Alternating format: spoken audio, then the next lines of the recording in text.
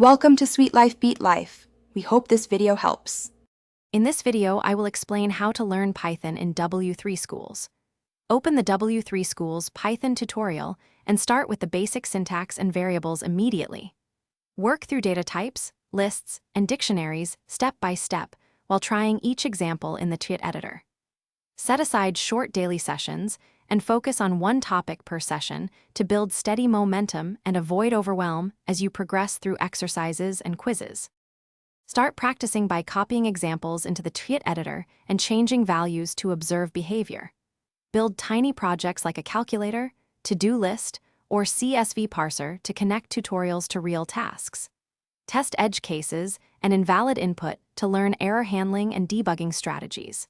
Keep code organized with clear comments and commit your snippets to a personal folder so you can revisit and refine them as your skills grow.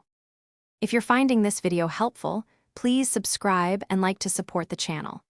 Quick recommendation: the Kindle Paperwhite makes reading tutorials and code ebooks super comfortable on the go, and it pairs nicely with coffee breaks between study sessions. It's a handy tool for learning away from the screen and saving articles for later.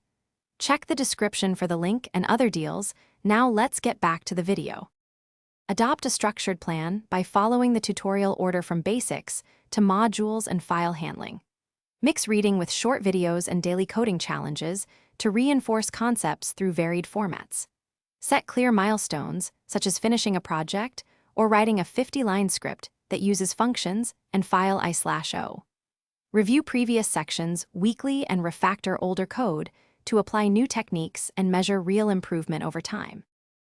Thanks for watching. Consider subscribing if we helped you.